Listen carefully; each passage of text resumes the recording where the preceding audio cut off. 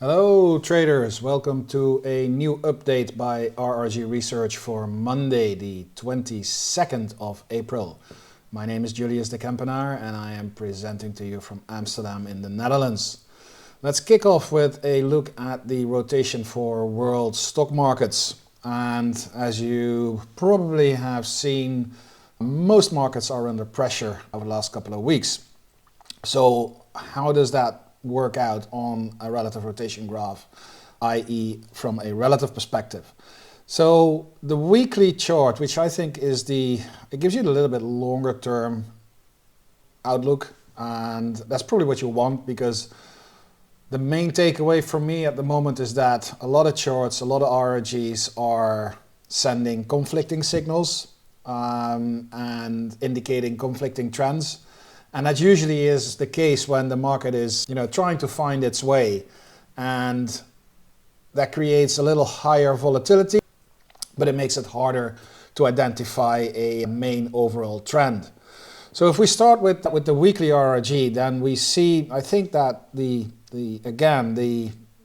biggest message here is that US-based indicators, US-based indexes like the S&P, the NASDAQ, New York Fang, they are rolling over. They're still in a relative uptrend. They're on the right-hand side of the RRG, but they're losing relative momentum. So they're going through a little bit of a downturn. On the other hand, we see especially the Seng index making a very nice rotation going into the improving quadrant and still picking up relative momentum. But also indexes like the FTSE in the UK, the French CAC and the German DAX, and on the back of that, obviously, the European Stocks Index that are picking up relative momentum. So from this weekly perspective, you see a rotation going on out of US indexes into a European, and to a lesser extent, and this is very early stages, Australia and India with the Nifty.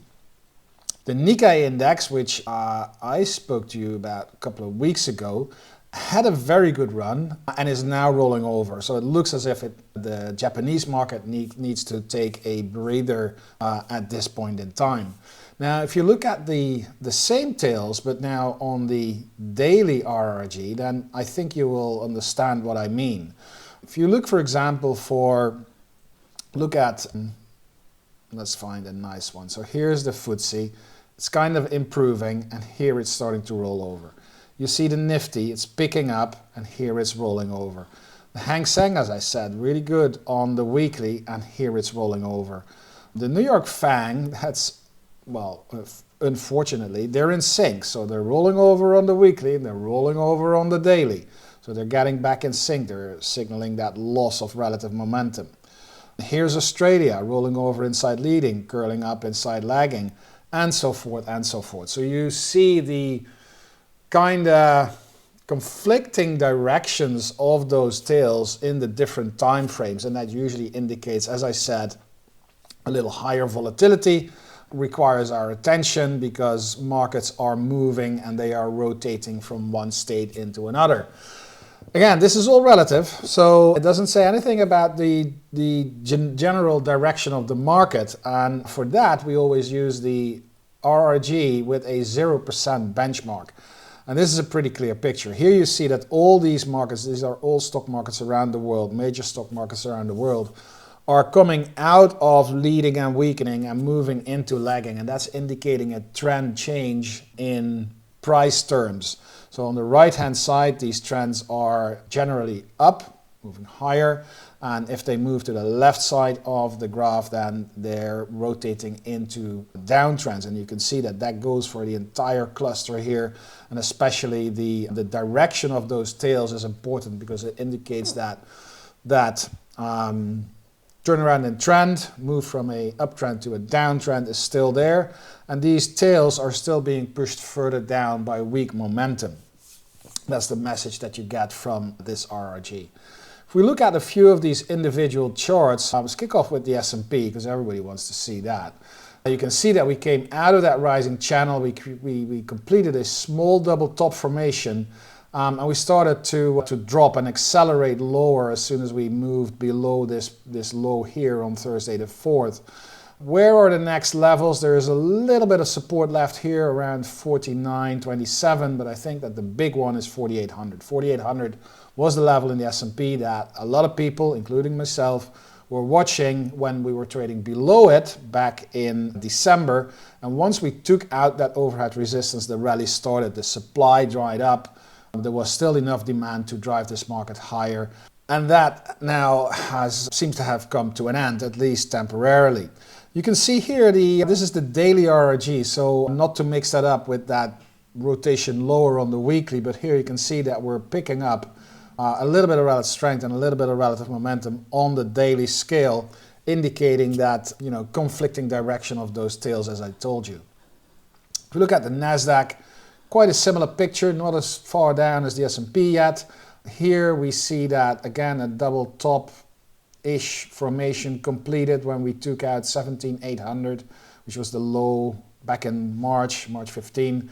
Market rolling over. I think the level to watch here in the NASDAQ is around 15,750. That's probably an important level, and you got the previous high here around 16,780.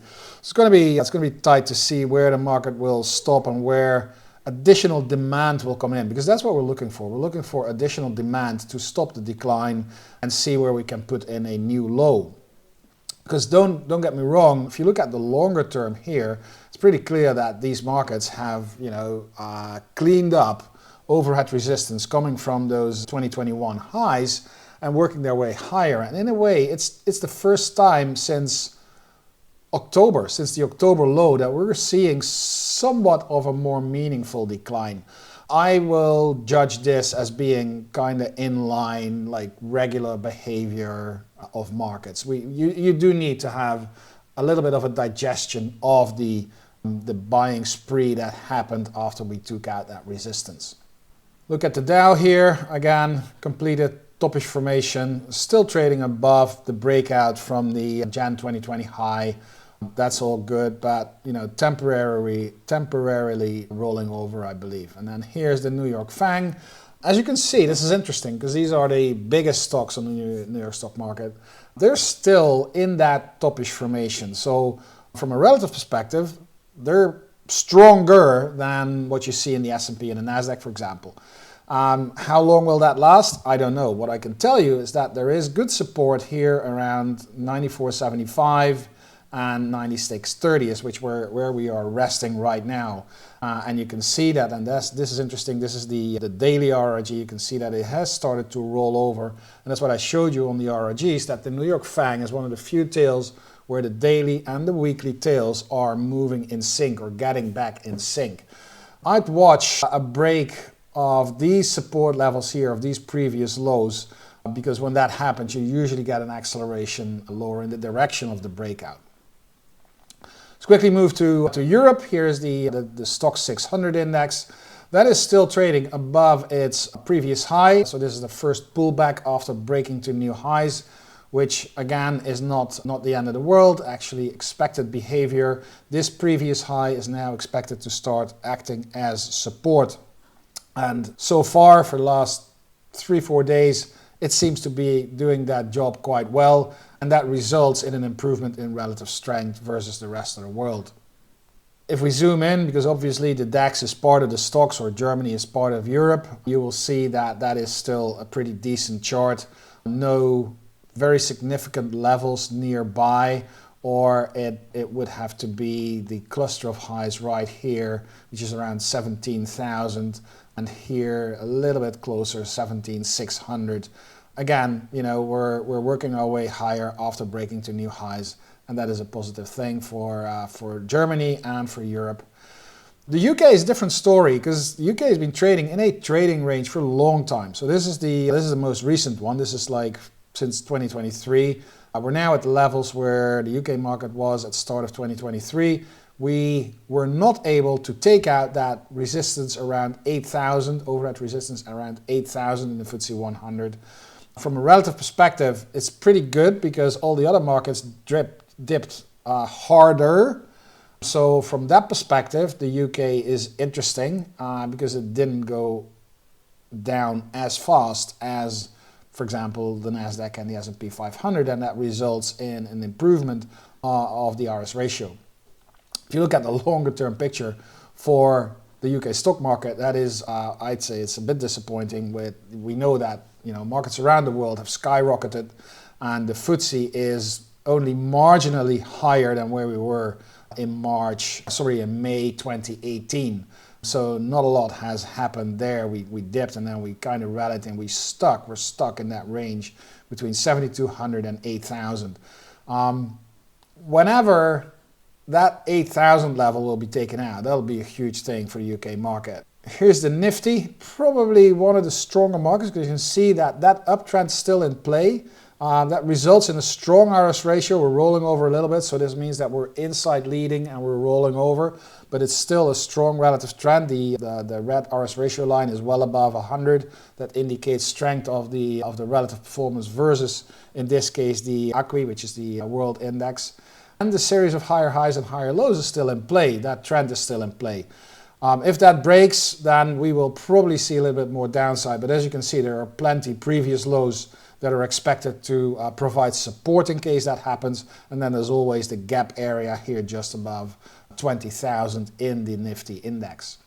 And then the one that is basically an outlier, the Seng index, is a little bit of an outlier because, if you just go back to what we just looked at, charts that we just looked at, they all went from the bottom left to the top right, and then they were rolling over and starting to see some more risks.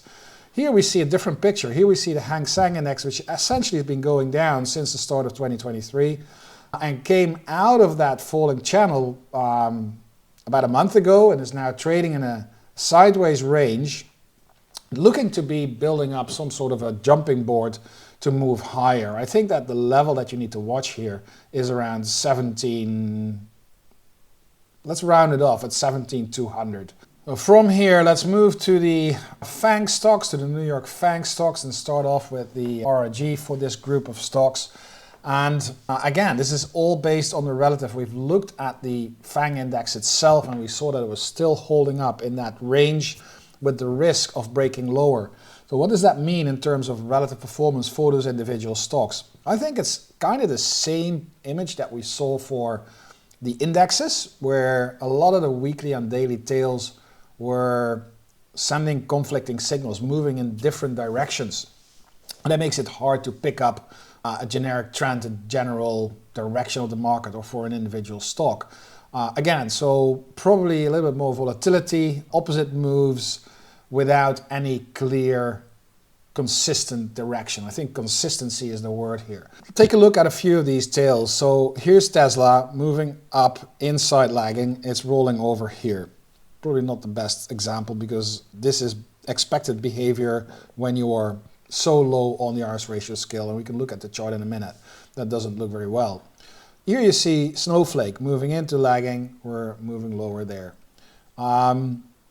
Nvidia rolling over inside the leading quadrant on the weekly, picking up inside lagging on the daily. Apple rolling over inside, improving, picking up inside the lagging quadrant. Google rolling over inside, weakening, so from leading into weakening on the daily, but picking up on the weekly. Amazon and Meta are both rolling over, so here we see some sort of sinking, although Netflix just hooked to the right here, and you can see, so here is Meta. Meta is moving in sync. You can see Netflix pushing up, pushing to the right, kind of okay, but I hope you agree with me that they're not really in sync, those tails, and that makes it hard to find a generic direction, and it ties in with the chart of the New York Fang index, which is kind of on the break point of rolling over and getting out of that trading range. So that will obviously affect all those stocks, and the ones that will, because when that happens and the market goes down and these stocks go down, the ones that will show up inside the leading quadrant are the ones that are going down less fast than the market. So the fact that something shows up inside the leading quadrant doesn't necessarily mean that the price is going up. That's one thing that you really got to keep in mind.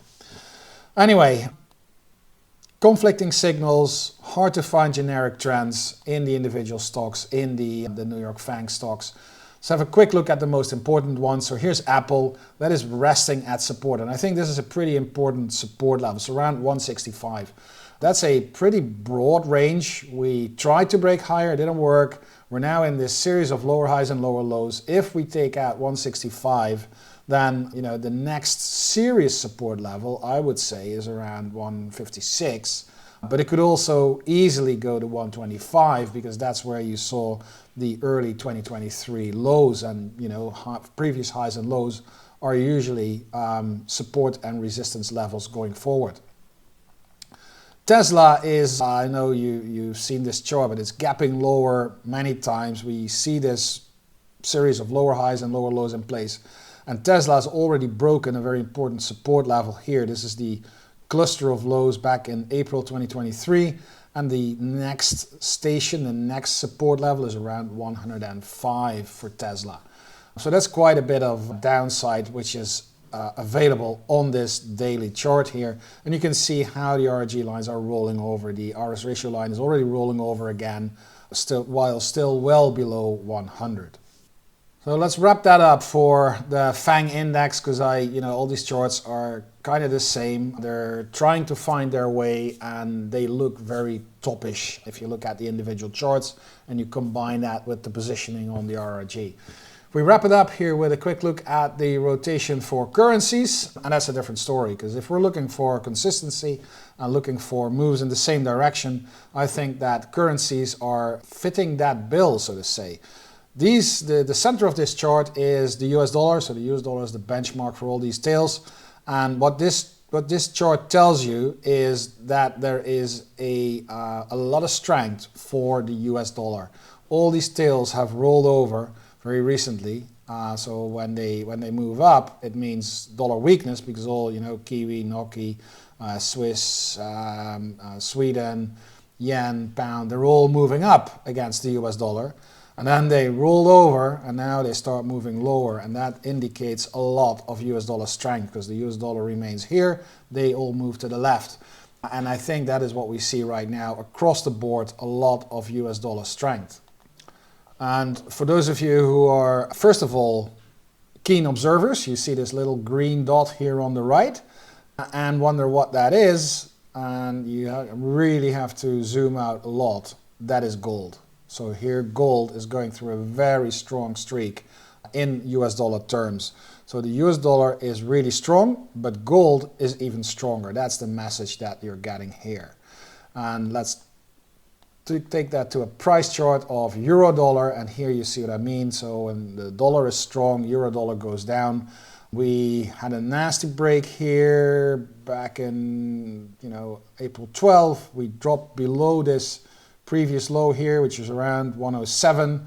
We dipped to 106, just below 106. We tested yesterday the old support level as resistance, and it looks we're now ready to move for a test of the area between 104.5, 105.5, which is the important support level that happened at the end of 2023 in October. And taking that low out would be would make available a lot more downside for euro dollar, because the low that we've seen is back in 2022, which was well below 100, well below 1, below parity. We're not there yet, but I'm watching a move towards this 105 area and possibly lower. And if you go to dollar yen, that's the other way around. We've looked at that already. That is moving higher, and taking out that 152 area was a massive gain, a massive win for the dollar over the Japanese yen, because this is a very long-term history chart where you break out higher, and look at this is even a level that we've seen back in 1998, just a touch lower, but we're now moving higher here. So keep that in mind. Overall, US dollar still looking very strong, especially against the yen and the euro, but basically across the board. Keep an eye on gold, because that is moving even harder at the moment. I'm going to wrap it up here. Thanks everybody for watching. I hope you enjoyed the program, and I'm looking forward to seeing you again next week at a new update by RRG Research. Same time, same place.